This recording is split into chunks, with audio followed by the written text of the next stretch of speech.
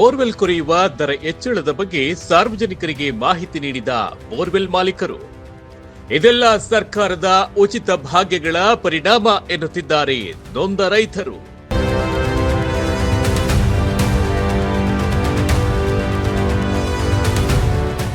ಹೌದು, ಕಳೆದ 3-4 ವರ್ಷಗಳಿಂದ ಶಿಕಾರಿಪುರ, ಸಾಗರ ಮತ್ತು ಸೊರಬ ತಾಲೂಕಿನಲ್ಲಿ ಒಂದೇ ದರದಲ್ಲಿ ನಾವು ಬೋರ್ವೆಲ್ ಕೊರೆಯುತ್ತಿದ್ದೇವೆ.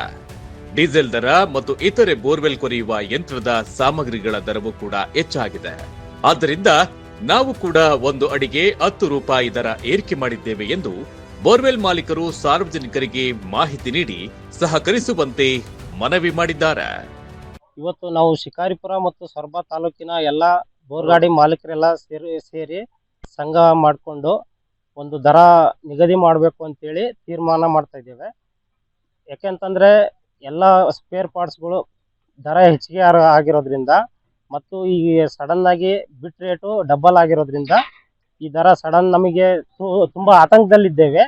ಹಾಗಾಗಿ ದರ ಹೆಚ್ಚಿಗೆ ಮಾಡ್ಬೇಕಂತೇಳಿ ತೀರ್ಮಾನ ಮಾಡೋದಕ್ಕೆ ಎಲ್ಲರೂ ಒಂದ್ ಕಡೆ ಕೂಡ್ಬಿಟ್ಟು ಸೇರಿದೆ. ಎಲ್ಲ ದರಗಳು ಹೆಚ್ಚಿಗೆ ಆಗಿರೋದ್ರಿಂದ ನಾವು ಸ್ವಲ್ಪ ದರ ಹೆಚ್ಚಿಗೆ ಮಾಡ್ಬೇಕಂತೇಳಿ ನಾವು ಸ್ವಲ್ಪ ತೀರ್ಮಾನ ಮಾಡಿದ್ದೇವೆ. ಅದಕ್ಕಾಗಿ ಎಲ್ಲ ರೈತರುಗಳು ಸಹಕಾರ ಕೊಡಬೇಕಾಗಿ ವಿನಂತಿಸುತ್ತೆ. ಸರ್ಕಾರಗಳು ಕೂಡ ಮನಸ್ಸು ಇಚ್ಛೆ ಫ್ರೀ ಭಾಗ್ಯಗಳನ್ನ ನೀಡಿ ಜನರಿಗೆ ಬೇಡದ್ದೇ ಇರೋದಕ್ಕೆ ಹೆಚ್ಚು ಆಸಕ್ತಿಯನ್ನ ನೀಡಿ ಜನರಿಗೆ ಒಂದಲ್ಲ ಒಂದು ಕಡೆ ದರ ಏರಿಕೆ ಬಿಸಿಯನ್ನ ಜನರಿಗೆ ತಟ್ಟುವಂತೆ ಮಾಡುತ್ತಿದೆ.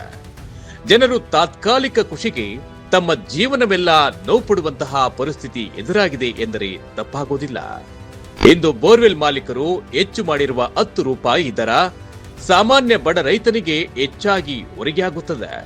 ಸರ್ಕಾರ ರೈತನ ಕುಂದುಕೊರತೆಗೆ ಅನುಕೂಲವಾಗುವಂತ ಅಗತ್ಯಗಳನ್ನ ಕಡಿಮೆ ದರಕ್ಕೆ ನೀಡಿದ್ರೆ ಇಂದು ಬೋರ್ವೆಲ್ ಮಾಲೀಕರು ದರ ಹೆಚ್ಚಳ ಮಾಡುವ ಅನಿವಾರ್ಯ ಬರುತ್ತಿರಲಿಲ್ಲ.